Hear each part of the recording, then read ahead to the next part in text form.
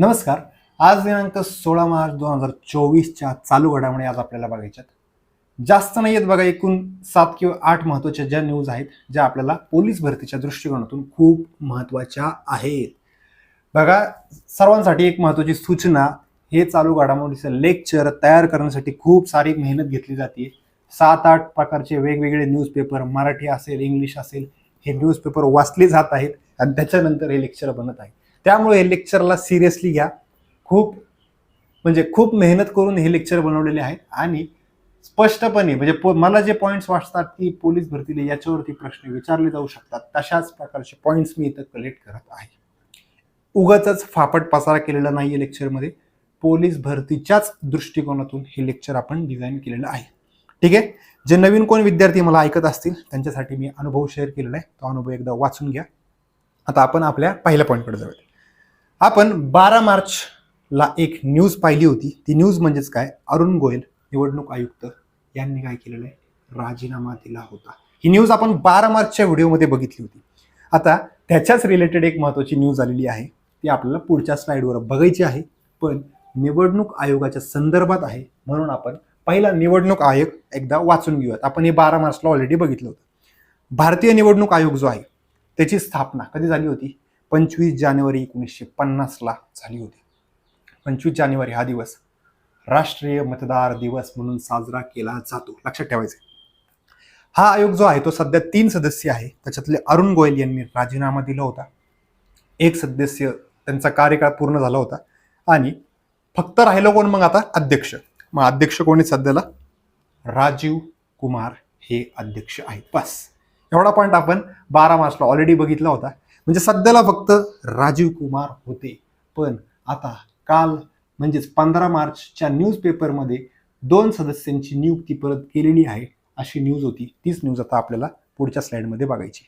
हा जो फोटो दाखवलेला आहे बघा, मी राजीव कुमार अध्यक्ष, परवाचा लाईव्ह फोटो आहे. मी असाच कुठलाही फोटो उचलून नाही आणलेला.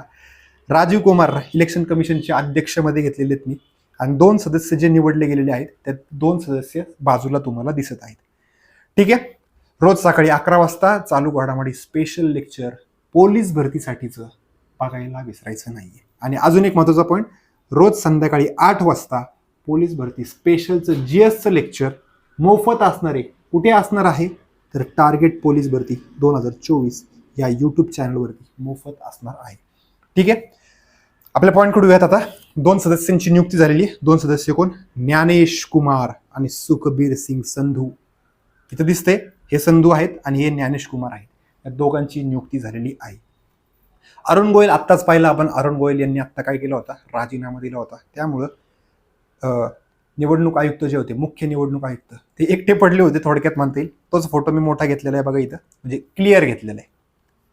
ज्ञानेश कुमार, सुखबीर सिंग संधू हे 2 सदस्य नियुक्त झालेले आहेत. 3 सदस्य असतात, तिघाचे तिघ आता कार्यरत आहेत. ठीक आहे. लोकसत्ताला पण ही न्यूज आलेली होती. लोकसत्ताला त्यांचे फोटो पण दिले आहेत, ज्ञानेश कुमार, सुखबीर सिंग संधू.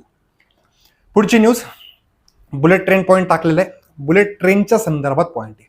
केंद्रीय रेल्वे मंत्री यांनी घोषणा केली आहे परवा दिवशी. ती घोषणा काय आहे तर 2026 पर्यंत भारताची पहिली बुलेट ट्रेन धावणार. कधीपर्यंत, 2026. हा प्रश्न पोलीस भरतीला विचारला जाऊ शकतो. कोणत्या सालापर्यंत भारताची पहिली बुलेट ट्रेन धावणार तर 2026 पर्यंत बुलेट ट्रेन धावणार आहे. ठीक आहे.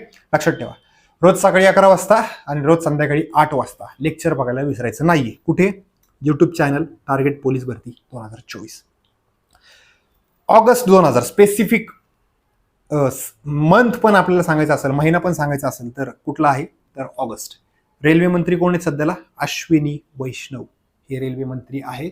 यांनी आता याची घोषणा केलेली आहे. घोषणा करतानाचा फोटो त्यांचा इथं पेपरला आला होता, तोच पेपर फोटो मी इथं घेतलेला आहे. अश्विनी वैष्णव हे रेल्वे मंत्री, त्यांचा फोटो मी इथं टाकला होता. ठीक आहे. पुढची न्यूज बघा. आता डेन्मार्क नावाचा जो देश आहे, डेन्मार्क नावाचा देश कार्बन डायऑक्साईड समुद्राखाली गाडणारा, आयात करून गाडणारा पहिला देश बनलेला आहे. त्याचाच फोटो मी मागं टाकलेला आहे. तो कार्बन गाडण्याचा फोटो मागे टाकलेला आहे ऍक्च्युली. डेन्मार्कचा त्या फोटोशी काही एक संबंध नाहीये. ठीक आहे. काय न्यूज प्रश्न काय बनू शकतो? CO2 आयात करून समुद्राखाली दफन करणारा पहिला देश कोण? डेन्मार्क. का करतात सर असं? का डोक्यावर पडले का ते? काय बी करतायत, आयात करतायत आणि गाडतायत समुद्राखाली. तर कशासाठी करतात हे? बघा, कार्बन डायऑक्साईड जो आहे पृथ्वीचं तापमान वाढीसाठी कारणीभूत आहे. आणि हा जर खूप वाढला तर ग्लोबल वॉर्मिंग, जागतिक तापमान वाढ होते असं म्हणतो आपण. ग्लोबल वॉर्मिंग होईल. CO2 जर खूप वाढला तर ग्लोबल वॉर्मिंग होणार आहे. आता ही ग्लोबल वॉर्मिंग होऊ नये म्हणून तो कार्बन डायऑक्साईड कलेक्ट करतात आणि समुद्राच्या खाली जाऊन खड्डा करून तिथं तो काढला जातो. आणि हे कुणी केलेलं आहे? पहिल्यांदा डेन्मार्क या देशाने केलेलं आहे. ठीक आहे. अशा प्रकारे दिसतं बघा. कार्बन डायऑक्साईड आपल्या गाड्यांच्या धुरांपासून, धूर जो निघतो त्या धुरातून निघतो, घराच्या ज्या धुरांड्या असतात, हॉटेलच्या ज्या धुरांड्या असतात त्याच्यातून निघतो, किंवा मोठमोठे कारखाने आहेत त्यातून निघतो. ज्यावेळेस भूकंप होतात किंवा वॉल्कॅनो बाहेर पडतो त्याच्यातून पण कार्बन डायऑक्साईड बाहेर पडतो. आणि वातावरणात कार्बन डायऑक्साईड खूप वाढला तर पृथ्वीचं तापमान वाढणार आहे. लक्षात ठेवायचंय. हे कन्सेप्टचा पार्ट झाला. आपल्याला प्रश्न विचारला तर डेन्मार्क या देशावरती प्रश्न विचारणार. लक्षात ठेवा, डेन्मार्क लक्षात ठेवायचंय. पुढची न्यूज लक्षात ठेवा. रोज सकाळी 11 वाजता आणि 8 वाजता लेक्चर बघायला विसरायचं नाहीये. मानव विकास निर्देशांक 2023 आणि 24. मानव विकास निर्देशांक म्हणजेच त्याच्यामध्ये 3 गोष्टींचा आधार घेतला जातो. आरोग्य कसं आहे मानवाचं, स्टँडर्ड ऑफ लिव्हिंग, म्हणजे त्याचं मराठी शब्द मला एक्झॅक्ट आठवत नाही आता, स्टँडर्ड ऑफ लिव्हिंग, त्याचा राहणीमानाचा दर्जा आठवला एक्झॅक्ट, राहणीमानाचा दर्जा कसा आहे, तो शिक्षण किती झालेलं आहे, या 3 आधारावरती मानव विकास निर्देशांक काढला जातो. या निर्देशांकामध्ये पहिला देश आहे स्वित्झर्लंड, दुसरा देश आहे नॉर्वे. भारत कितवा आहे सर? 134वा आहे. कितवा आहे? 134वा आहे. भारताचा क्रमांक 130, 131, 132, 133, 134, 130 ते 134 हिथंच खेळत असतो भारत कंटिन्यू. आणि यावेळेस 134वा भारत आहे. लक्षात ठेवायचे. पहिला देश कोण आहे? स्वित्झर्लंड हा पहिला आहे. परत घेतलेले मी खाली, स्वित्झर्लंड पहिला आहे. पहिला लक्षात ठेवायचे, भारत लक्षात ठेवायचे. 2च पॉईंट. पहिला कोण आहे? स्वित्झर्लंड. भारत कितवा आहे? 134वा. बस. ठीक आहे. आता HDI बघितला, ह्युमन डेव्हलपमेंट इंडेक्स बघितला की त्याच इंडेक्समध्ये जेंडर इक्वॅलिटी म्हणजेच लैंगिक समानता निर्देशांक किंवा लैंगिक असमानता निर्देशांक पण जाहीर होत असतो. तोच निर्देशांक आपल्याला या ठिकाणी बघायचा आहे. लैंगिक असमानता निर्देशांक 2022. तो मागाचा काय होता? 23-24चा होता. इथं काय लिहिलंय? 2022. चुकलं वगैरे नाही आहे माझं, हे बरोबरच आहे. लैंगिक असमानता निर्देशांकामध्ये भारताचा क्रमांक कितवा आहे? तर 108व्या क्रमांकाला आहे. म्हणजे खूप असमानता आहे. पुरुष आणि स्त्री यांच्यामध्ये असमानता आहे. असमानता म्हणजेच काय? स्त्रियांना थोडंसं पेमेंट कमी दिलं जातं, कामावर घेत नाही वगैरे वगैरे, काही ना काहीतरी त्या ठिकाणी भेदभाव केला जातोय पुरुष आणि स्त्रीमध्ये. ते त्याच्यामध्ये आयाम दिसतात आपल्याला. आणि पहिला कोण इथं? तर डेन्मार्क. परत डेन्मार्कच पहिला आला. नाही, मगाशी स्वित्झर्लंड पहिला होता आणि डेन्मार्क मगाशी काय पाहिलं आपण?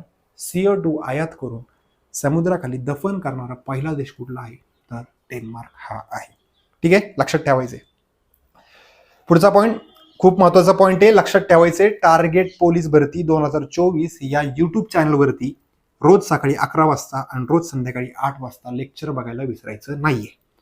पुढे भारत सिंगापूरचा संयुक्त सराव बोल्ड कुरुक्षेत्र कुठे पार पडला? जोधपूर येथे पार पडला. काय प्रश्न विचारतात त्याच्यावर? साधा सरळ प्रश्न विचारतात. भारत सिंगापूर दरम्यानचा युद्ध सराव कोणता? बोल्ड कुरुक्षेत्र. किंवा उलटा प्रश्न विचारतील, बोल्ड कुरुक्षेत्र हा सराव, युद्ध सराव भारत आणि कोणत्या देशादरम्यान असतो? तर सिंगापूर. सिंगापूर आणि बोल्ड कुरुक्षेत्र हे तुमच्या लक्षात राहायला पाहिजे. कुठे पार पडला? आता जोधपूरला. हे काही विचारणार नाहीयेत. जोधपूरचाच ऍक्च्युली युद्ध सराव करतानाचा हा फोटो मी तिथला टाकलेला आहे. असेच ऐरे गायरे फोटो उचलून आणत नाही मी. हे फोटो आणण्याचा किंवा फोटो PPT टाकण्याचा उद्देश माझा एकच आहे, तुमच्या न्यूज डोक्यात घुसल्या पाहिजे, डायरेक्ट लक्षात राहायला पाहिजे. ते इमेजेसच्या स्वरूपात जो काय अभ्यास करतो आपण तो व्यवस्थित लक्षात राहतो. त्यामुळेच ते इमेजेस टाकत असतो. ठीक आहे. वर्ल्ड कन्झ्युमर राईट्स डे, जागतिक ग्राहक निर्देशांक, जागतिक ग्राहक निर्देशांक नाही, जागतिक ग्राहक दिवस कधी असतो तर 15 मार्चला असतो. म्हणजेच काल होऊन गेलेलं आहे. कालच्या न्यूजपेपरमधले आपण न्यूज बघतोय. काल 15 मार्च रोजी जागतिक ग्राहक निर्देशांक मी काय म्हणतोय, 2 निर्देशांक बघितले म्हणून मी इथं सारखं निर्देशांक म्हणतोय. जागतिक ग्राहक हक्क दिन कधी असतो?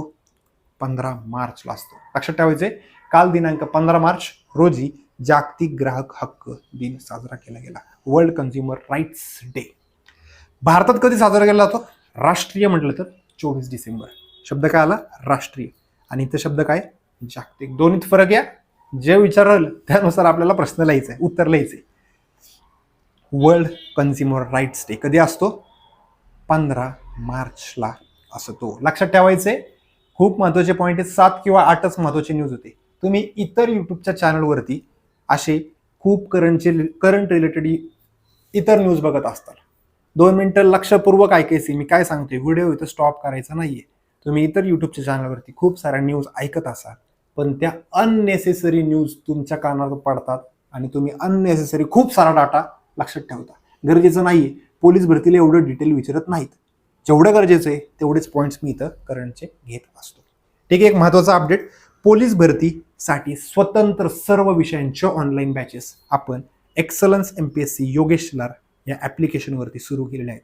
प्ले स्टोअर ओपन करायचे आणि एक्सलन्स MPSC योगेश लार हे ऍप्लिकेशन डाउनलोड करायचे. तुम्हाला ज्या विषयाची बॅच करायची त्या विषयाची बॅच तुम्ही तिथं करू शकता.